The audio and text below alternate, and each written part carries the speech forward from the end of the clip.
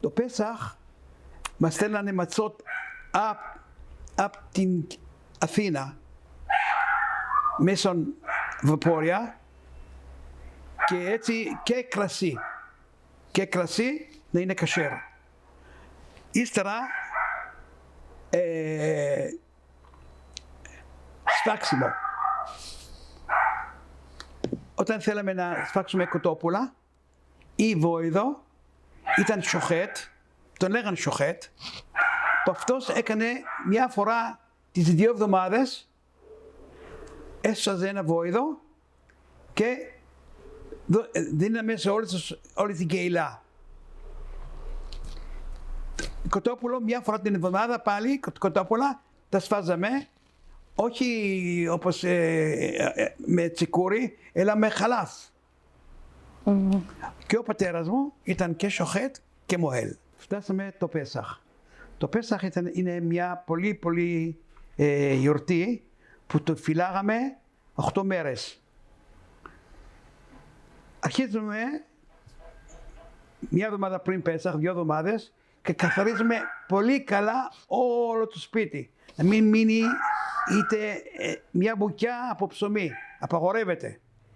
Και καθαρίζουμε όλα μέχρι που φτάναμε τη βραδιά του Πέσαχ. Η βραδιά του Πέσαχ, αν έμενε κανένα ψωμί, το καίγαμε και 2-3 μέρες πριν αρχίσει η γιορτή, βγάζαμε όλα τα πράγματα που ήταν χαμέτς και τα βάλαμε σε άλλο μέρος, σε άλλη δουλάπα. Και βγάζαμε ειδικά πιάτα, πιατέλες, ποτήρια, όλα καινούρια που ήταν μόνο για το Πέσαχ. Όλο το χρόνο αυτά είχε ένα κυβότιο ή μέρος που βάζαμε όλα αυτά τα υλικά του Πέσαχ. Απαγορεύεται και ήταν κλειστά, να μην μπορεί κανένας να τα πάρει και μόνο το Πέσαχ τα βγάλαμε έξω. Όλες τις 8 μέρες μόνο με αυτά τα υλικά φτιάχναμε και εγώ μέχρι πριν 5 χρόνια και εγώ το ίδιο φτιάχναμε όλα καινούρια. Αυτά παλιά, αλλά μόνο για το Πέσαχ. Τώρα το βράδυ λέγαμε την αγκαδά. Το βράδυ φτιάχναμε το κανίστρι. Το κανίστρι είχε μέσα ό,τι γράφει στο βιβλίο. Αβό, μαρόρ, ματσά, χαρόσετ που τη φτιάχναμε μόνοι μας και κορμπάν. Και όλα αυτά ήταν συσκευασμένα με ένα μαντίλι ωραίο, άσπρο και όταν καθόμαστε στο τραπέζι όλη η οικογένεια, από μικρός μέχρι μεγάλος και αρχίζαμε να ψάλουμε ό,τι χρειάζεται την αγκαδά. Έπαιρνε ο μεγαλύτερος από την οικογένεια το κανίστρι, το σήκωνε απάνω και κάθε ένας κρατούσε το κανίστρι. Και αν ήταν ένας μακριά, κρατούσε ένας τον άλλον. Και έτσι λέγαμε το Αλαχμάνια. Τραγουδούσαμε όλοι το Αλαχμάνια. Και όποιος ήξερε να διαβάσει, διάβαζε αλλά δεν ήξερε τι λέει. Γιατί δεν ήξερε εβραϊκά και διάβαζε ή περισσότερο αυτός που έκανε το σέντερ, αυτός έλεγε τα περισσότερα.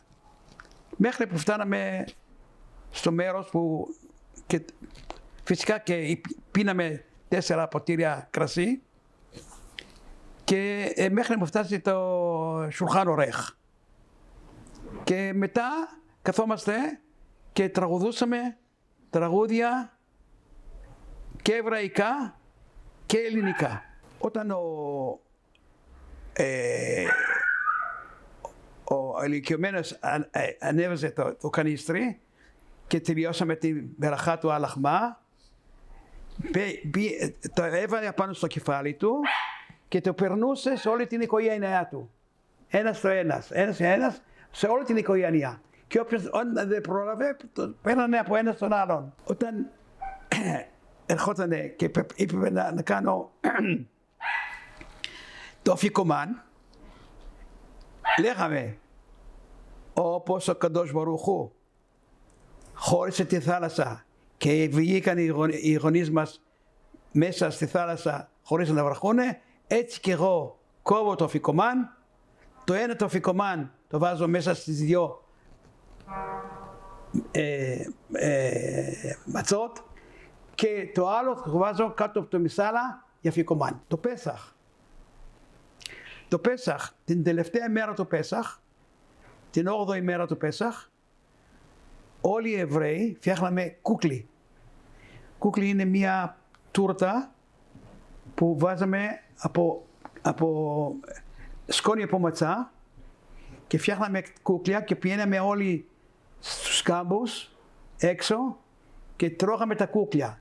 Και έτσι τελειώναμε την γιορτή του Πέσαχ.